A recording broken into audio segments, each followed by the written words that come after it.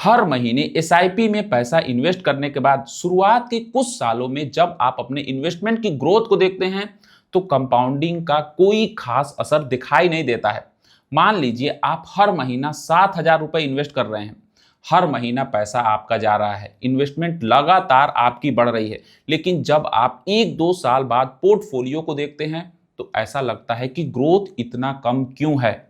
असल में यहीं पे कंपाउंडिंग को समझना बहुत ज्यादा जरूरी होता है, क्योंकि आपकी एसआईपी में कंपाउंडिंग पहले दिन से ही शुरू हो जाती है, लेकिन शुरुआत में आपका जो इन्वेस्टमेंट बेस होता है वो इतना छोटा होता है कि उस पर इम्पैक्ट बहुत कम दिखाई देता है। जैसे जैसे आपका कॉर्पस बड़ा होता जाता है, उसकी इन्वेस्टमेंट का जो अमाउंट होता है वो भी बड़ा होता जाता है, और एक पॉइंट के बाद आपका यही ग्रोथ काफी तेजी से बढ़ता हुआ भी दिखाई देने लगता है। तो आज 7,000 का एक सिंपल एसआईपी का एग्जांपल से समझते हैं कि कंपाउंडिंग एक्चुअली में काम कैसे करता है और आखिर इसका असर हमें कब दिखाई देना शुरू होता है। सबसे पहले एक चीज को हम क्लियर कर लेते हैं, एसआईपी खुद कोई रिटर्न देने वाला इन्वेस्टमेंट नहीं है। एसआईपी एक तरीका है जिसके थ्रू आप हर महीना एक फिक्स्ड अमाउंट म्यूचुअल फंड में इन्वेस्ट करते हैं।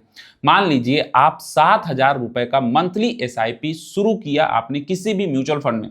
हर महीना आपका 7,000 रुपए इन्वेस्ट होंगे और उस समय की एनएवी के हिसाब से आपको म्यूचुअल फंड्स के यूनिट्स मिलेंगे। अब अगर समय के साथ म्यूचुअल फंड की वैल्यू बढ़ती है तो आपकी इन्वेस्टमेंट की भी वैल्यू बढ़ती है, और जो ग्रोथ आपके एग्जिस्टिंग इन्वेस्टमेंट पे बनती रहती है वो आगे की इन्वेस्टमेंट का हिस्सा बन के आगे ग्रोथ जनरेट करती रहता है।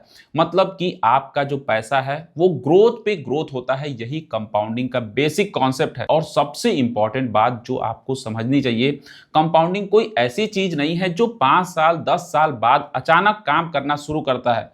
ये शुरुआत से ही काम करना शुरू हो जाता है, बस शुरू में इसका इफेक्ट जो है वो बहुत छोटा होता है। अब इसे एक छोटी सी एग्जांपल से हम समझते हैं। मान लेते हैं कि आप हर महीना 7,000 रुपए की इन्वेस्टमेंट कर रहे हैं, आप एसआईपी कर रहे हैं, और सिर्फ कैलकुलेशन समझने के लिए हम 12% का एनुअल रिटर्न अज्यूम कर लेते हैं। ये सिर्फ एक एग्जाम्पल है। म्यूचुअल फंड रिटर्न कभी भी फिक्स नहीं होता है, और एक्चुअल रिटर्न जो होते हैं वो मार्केट कंडीशन के हिसाब से ऊपर और नीचे होते रहते हैं जब भी मार्केट फ्लक्चुएट करता है। अब सबसे पहले साल में आपने 84,000 का इन्वेस्टमेंट किया। इस अजम्पशन के हिसाब से आपका जो कॉर्पस है वो लगभग 89,000 के आसपास हो जाता है। अब यहाँ आपको शायद लगेगा कि इतनी छोटी ग्रोथ के लिए पूरा साल वेट किया मैंने, और यही रीजन है कि बहुत सारे लोग शुरुआत से कंपाउंडिंग को सीरियसली नहीं लेते हैं। लेकिन अब इसी एसआईपी को थोड़ा अलग लेके हम लोग चलते हैं। 5 साल तक 7,000 रुपए की एसआईपी आपने कंटिन्यू रखी।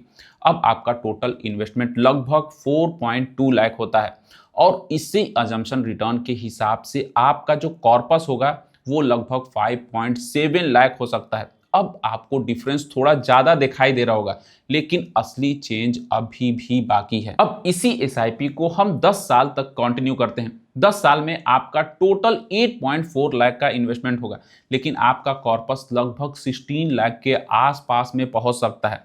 अब आप ध्यान से सुनिएगा, आपने 8.4 लाख रुपए इन्वेस्ट किया, लेकिन आपका जो कॉर्पस हो गया वो 16 लाख के आसपास में पहुंच गया। मतलब आपका पैसा सिर्फ आपकी मंथली कंट्रीब्यूशन की वजह से नहीं बढ़ा, आपके पूरे इन्वेस्टमेंट पे जो ग्रोथ बनती है वो भी आगे ग्रोथ जनरेट कर रहा था। और यहीं से कंपाउंडिंग का जो इम्पैक्ट है वो ज़्यादा विजिबल होना शुरू होता है। अब हम इसको 15 साल तक कंटिन्यू करते हैं। आपका टोटल इन्वेस्टमेंट होगा 12.6 लाख रुपए, लेकिन इस एग्जाम्पल कैलकुलेशन के हिसाब से आपका कॉर्पस लगभग 35 लाख हो सकता है। यानी आपने 12 से 13 लाख रुपए इन्वेस्ट किया, लेकिन वैल्यू आपको काफी ज्यादा हो गई। अब 20 साल पर आते हैं। टोटल इन्वेस्टमेंट लगभग 16.8 लाख होते हैं, और कॉर्पस करीब 16 लाख तक पहुंच सकता है। अब आप देखिए डिफरेंस को, आप देखिए आपका जो एनुअल इन्वेस्टमेंट था वो 84,000 का था, लेकिन एक बहुत बड़ा कॉर्पस बनाने के बाद उस 12% एनुअल रिटर्न का जो इम्पैक्ट होता है वो बहुत ज्यादा बड़ा अमाउंट को क्रिएट कर सकता है, और यही कंपाउंडिंग की पावर होती है। अब एक बहुत सिंपल कैलकुलेशन समझिए। मान लीजिए आपके पास 1 लाख रुपए का कॉर्पस है, अगर उस पे आपको 12% का रिटर्न मिलता है तो एक साल में 12,000 रुपए की ग्रोथ होगी। लेकिन अगर आपका कॉर्पस बढ़ के 10 लाख रुपए हो गया तो वही 12% अब 1.2 लाख रुपए, परसेंटेज वही 12%, लेकिन रिटर्न का अमाउंट 10 गुना हो गया क्योंकि आपका बेस 10 गुना से बढ़ गया। यही वजह है कि कंपाउंडिंग शुरुआत में स्लो रहती है और बाद में फास्ट लगने लगती है। एक्चुअली रिटर्न्स की जो परसेंटेज है ना वो अचानक नहीं बढ़ रही होती है, आपका जो बेस होता है वो बढ़ रहा होता है, और जब बड़ा बेस उसी परसेंटेज रिटर्न से ग्रो करता है तो रुपी की वैल्यू में जो ग्रोथ होती है वो काफी तेजी से बढ़ते हुए दिखाई देती है। अब 25 साल का एग्जाम्पल को देखिए, आपकी 7000 की एसआईपी में 25 साल के दौरान टोटल इन्वेस्टमेंट लगभग 21 लाख का होगा, लेकिन 12% का इस हाइपोथेटिकल रिटर्न पे कॉर्पस करीब 1.3 करोड़ तक पहुंच सकता है। अब यही वो पॉइंट है जहां कंपाउंडिंग का इफेक्ट बहुत क्लियर दिखाई देता है। शुरुआत में आपने अपने पैसे से कॉर्पस को बनाया, फिर उस कॉर्पस ने आपके लिए पैसा बनाना शुरू कर दिया, और जैसे जैसे आपका कॉर्पस बड़ा होगा उस ग्रोथ का इंपैक्ट बहुत बड़ा होता गया। लेकिन यहाँ एक बहुत इंपॉर्टेंट बात को समझना जरूरी है। इसका मतलब ये बिल्कुल भी नहीं है कि एसआईपी में हर साल 12% का रिटर्न मिलेगा। मार्केट कभी भी लीनियर तरीके से नहीं चलता है। किसी साल अच्छा रिटर्न्स मिलेगा, किसी साल आपको मार्केट गिरते हुए दिखाई देगा, और किसी साल आपको रिटर्न बहुत कम या फिर निगेटिव भी हो सकता है। इसलिए 12% को यहाँ सिर्फ एक मैथमेटिकली अजम्पशन की तरह समझिएगा, फ्यूचर रिटर्न की गारंटी की तरह नहीं। और यही रीजन है कि एसआईपी में सबसे बड़ी चीज सिर्फ रिटर्न नहीं है, टाइमिंग भी बहुत इंपॉर्टेंट है। अगर आप 2-3 साल एसआईपी करके छोड़ देते हैं तो आपको कंपाउंडिंग का पूरा बेनिफिट देखने को नहीं मिलेगा, क्योंकि उस समय आपका जो कॉर्पस है अभी छोटा है। लेकिन अगर आप लंबे समय तक इन्वेस्ट करते रहते हैं तो आपके पुराने इन्वेस्टमेंट को ग्रो होने के लिए ज़्यादा से ज़्यादा टाइम मिलता है, और यही टाइम धीरे धीरे आपको सबसे बड़ा एडवांटेज में बदल सकता है। इसलिए अगर आपकी एसआईपी अभी नहीं है और आपको लगता है कि ग्रोथ बहुत ज़्यादा स्लो है आपके इन्वेस्टमेंट में, तो सिर्फ इस वजह से ये मत मान लीजिए कि कंपाउंडिंग काम नहीं कर रही है। वो काम कर रही है, बस उसका इम्पैक्ट अभी बहुत छोटा है। और एक छोटी सी बात, ये वीडियो किसी भी म्यूचुअल फंड या इन्वेस्टमेंट को बाई और सेल करने का रिकमेंडेशन नहीं है। तो अब वापस आते हैं हमारे ओरिजिनल क्वेश्चन पे, एसआईपी में कंपाउंडिंग आखिर कब शुरू होती है?